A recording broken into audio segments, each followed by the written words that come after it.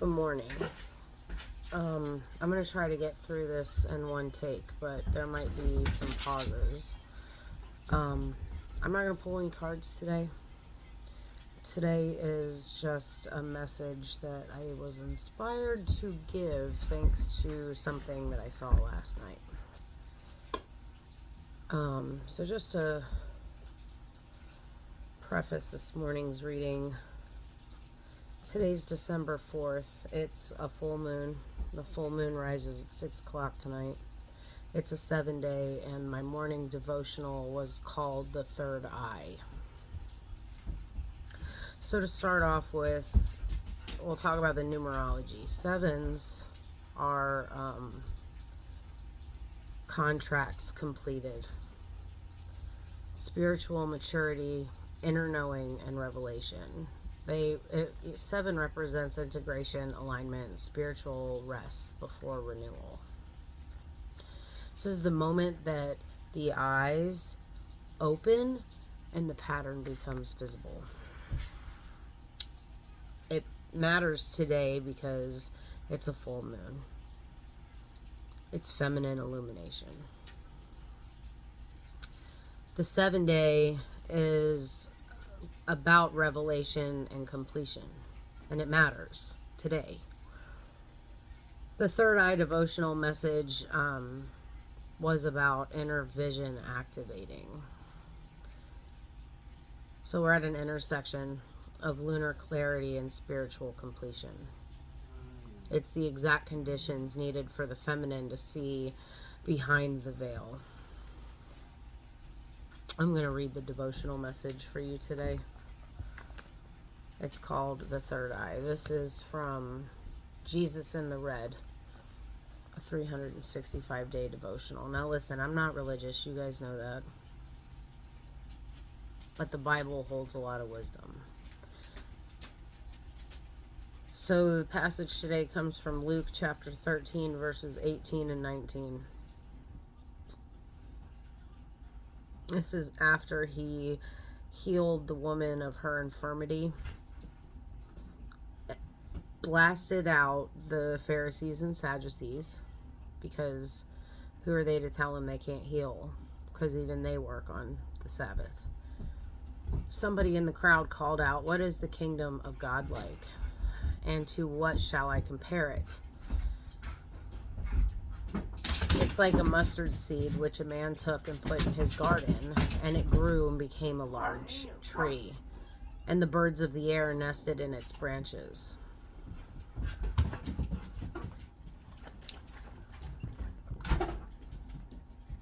The mustard seed becoming a tree. This is the smallest activation in consciousness becoming a whole world view. A perception change, a perception shift. It's insight becoming structure.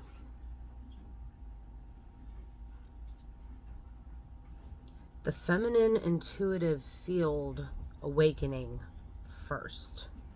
It's about the third eye.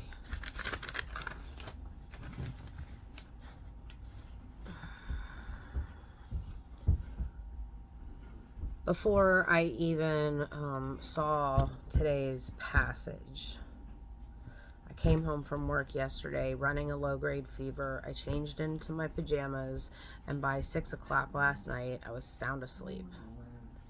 And I slept and slept and slept until about 11 o'clock, and then I woke up between 11 and 11:30, and I was just up. I turned the volume down on my phone because Adam was trying to go to sleep. I turned the volume down on my phone, and I was scrolling, or I saw I had some TikTok notifications, and I opened up TikTok.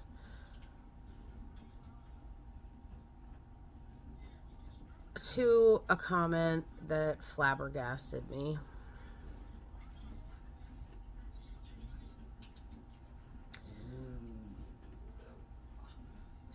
So I really sat with myself. I came out here to the kitchen. I pulled a couple oracle cards from the Star Dragon Oracle. I looked to see what today's devotional was. And then I started thinking I was ruminating on the comment, but I was just thinking generally about this pattern. Masculine superiority attempts to invalidate feminine intuition. It's ancient, baby. It's not personal. It's a collective wounding. Now, there was a correlation between the sun and the moon dynamic that some people feel like you should be manifesting with the sun, and some people say you should be manifesting with the moon. Sun and moon worship is a story as old as time. Historically, across almost every culture, women were moon worshippers. Men were sun worshippers. That's why you have Ra and his daughter Bastet. Ra is over the day and Bastet protects him during the night. It's why the Bible in Genesis talks about the sun to proceed over the day and the moon to proceed over the night. And if you look at the Hebrew text and the words, it's masculine and feminine. It's Christos, Christ, as the sun. It's Satan, Lucifer, whatever you want to call it, as the moon, the feminine. Venus back then was also thrown in there, and Venus is also symbolic of the Lucifer-Satan dynamic. Remember, Lucifer is an angel of light. Okay. Okay, so why were women moon worshippers and men sun worshippers? It's evolutionary, actually. It's biology, but it's also spiritual patterning that's matched to the biology. Women's bodies are lunar. We think about the menstrual cycle syncing with the moon phases. Men's psychology is solar. You know, they structure around external action and linear logic. It's how they had to do. It's how they were able to hunt for the tribe, protect the tribe. So those things. It's not metaphysical woo-woo. It's anthropology. It's biology. It's archetype. It's deep-seated within the human being. The sun is masculine.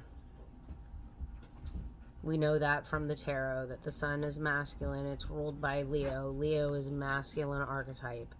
It's logic, control, external authority, action, and visible power. The moon is feminine. It's associated with intuition, emotional intelligence, shadow navigation, cyclical wisdom, and invisible guidance. So we go back to why does the feminine have to see first? So the moon becomes full before the sun realigns.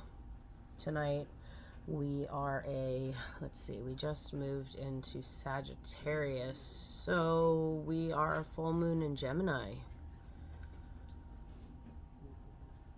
So before the sun makes its transit and finishes Gemini and moves in, finishes Sagittarius and moves into Capricorn, the moon changes its signs. It becomes full and then it moves.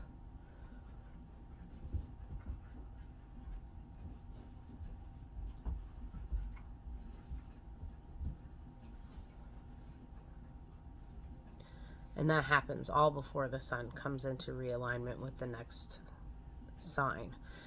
The feminine, and I wrote down the feminine intuition, but I was seeing precognition, so that's for somebody. Feminine intuition completes cycles faster than masculine logic can process it.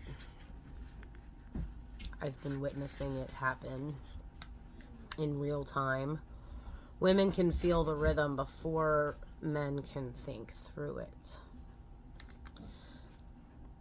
So when men dismiss lunar wisdom, meaning teachers, gurus, people that have a large following, especially ones that have a large following of women, when they're dismissing the lunar wisdom and saying that we should be not worshiping, but we should be aligning with the sun, they're dismissing an old truth. The feminine sees in darkness what the masculine can only see in the daylight. So it's not a lie. It's only a half truth, and it's only from a masculine perspective. Stay in your lane. The feminine awakens first because she perceives the shadow long before the masculine can even tolerate it. Lunar insight precedes solar clarity. The feminine unconscious shifts the polarity first. I had a dream back the evening of July 1st into the morning of July 2nd. This was my first activation into this masculine wounding. I was also mid-sabbatical. I wasn't doing videos, and I was hardly doing collective messages. In fact, I was barely even sitting at this table.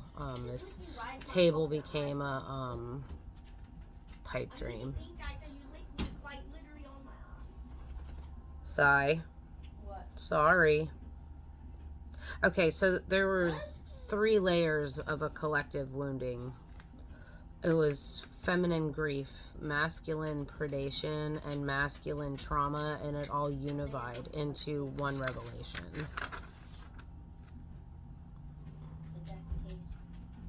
The name of the woman in my dream was Illiana, and I saw it spelled out clearly on a piece of paper, written in gold ink, spelled out so that way when I woke up that morning I could look up the name meaning.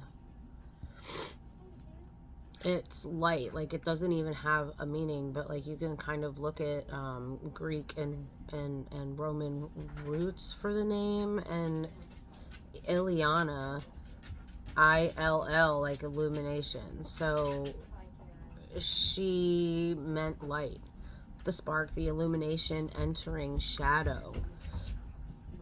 Her grief,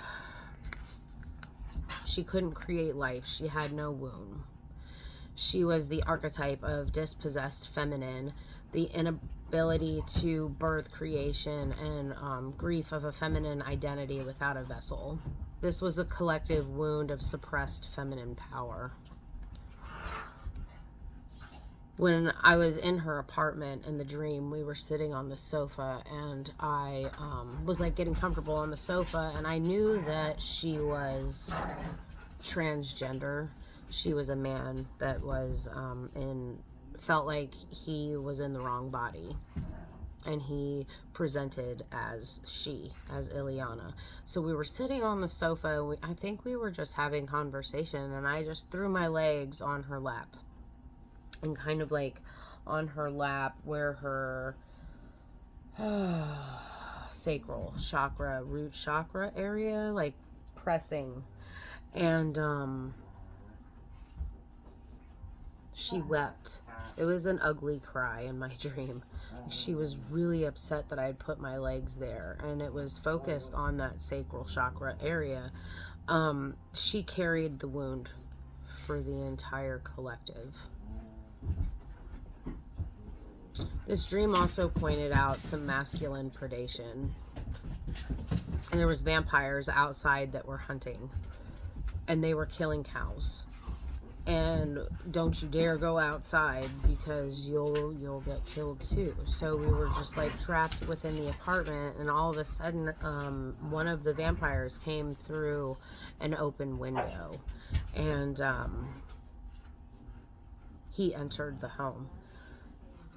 In this dream, vampires, they are symbolic of masculine emotional parasitism.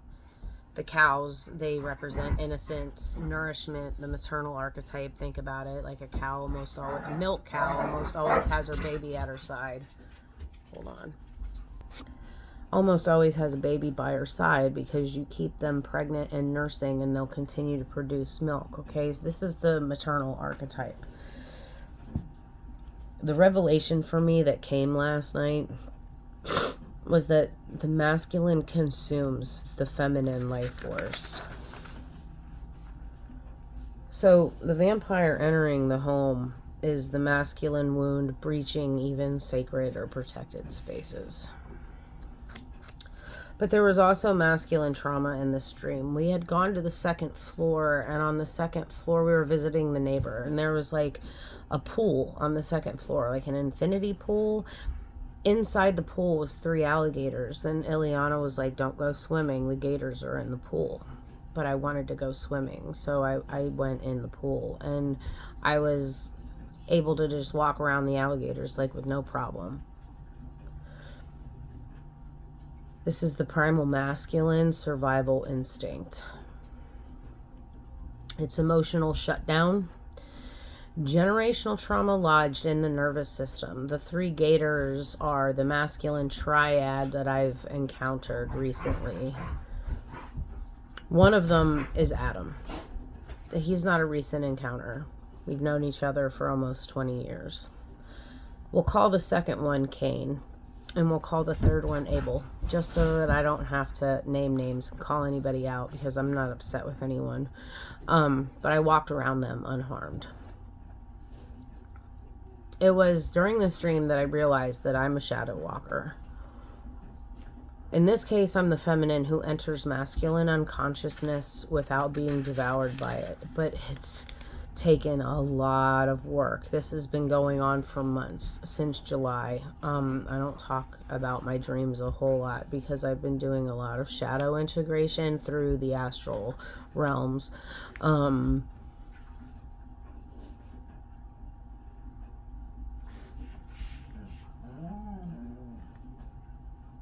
This dream in July was a prediction of a masculine collapse arc that's unfolding right now. The masculine shadow pattern here. Adam represents denial, avoidance, addiction, and numbing. Cain, he is going through this right now. Emotional purging, shadow eruption, childhood trauma resurfacing. And Abel, this is ego correction tone, attempt to reassert masculine authority over feminine intuition.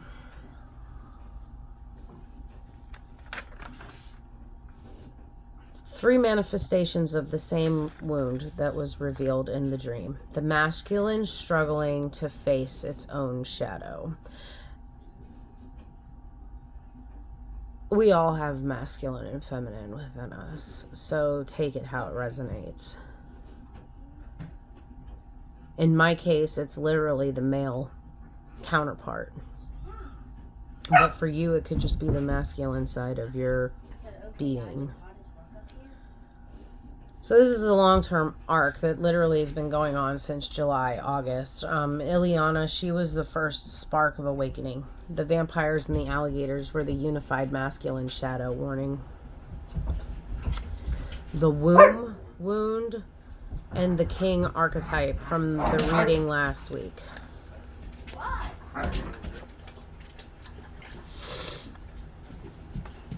That was a polarity activation, that reading.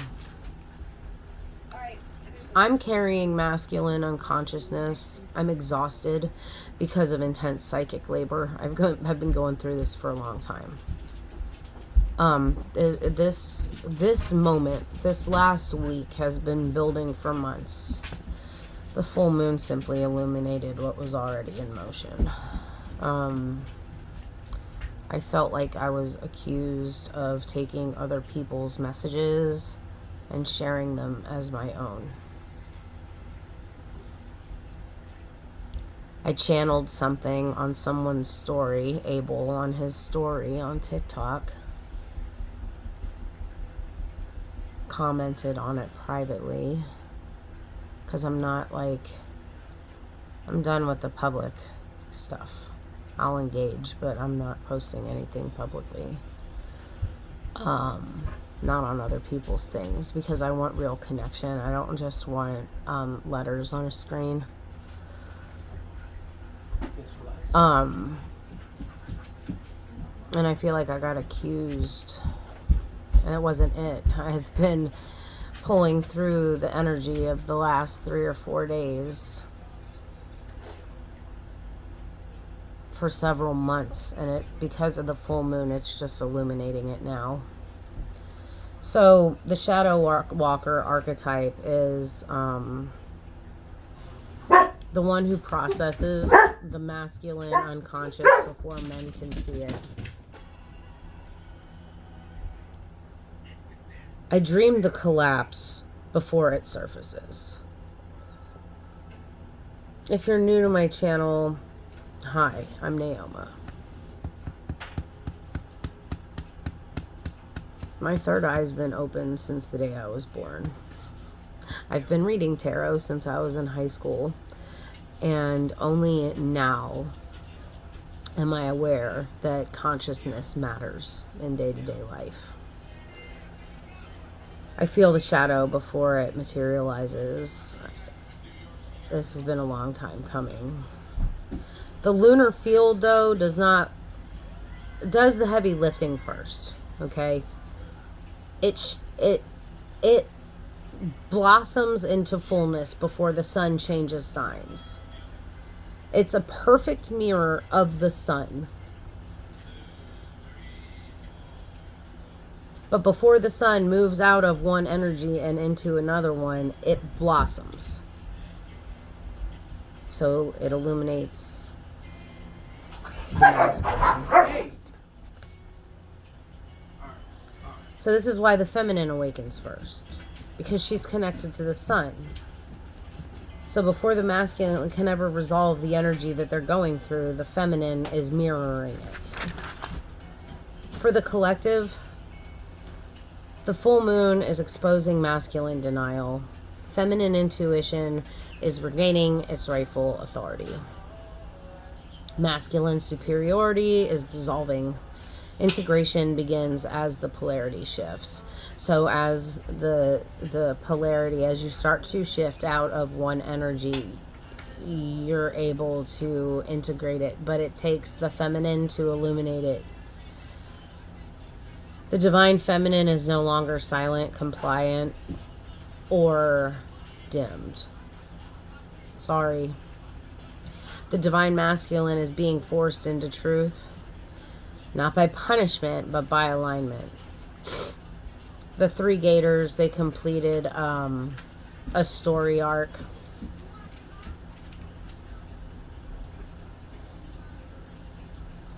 The 3 men in my life are completing a story arc. The 3 wounds in the dream were a story arc. 111. There's always a bridge. Union is tertiary, not binary. The sun, the moon, the human.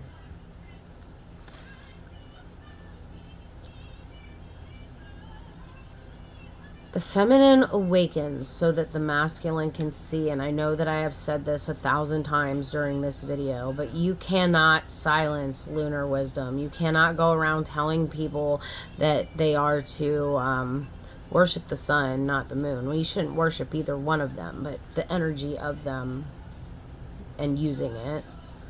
You can't place one above the other because you need the both. The self needs both.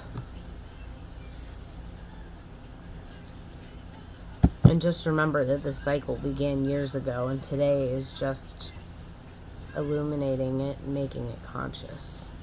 I did pull some cards for you guys. Today's energy is around community. It's a 7 card. Today's a 7 day.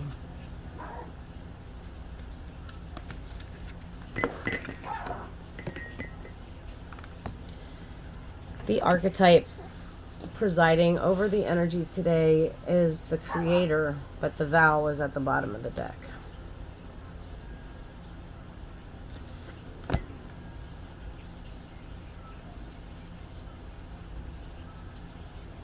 Our purpose as the awakening people, the conscious field becoming aware of itself, our purpose here is literally only to create.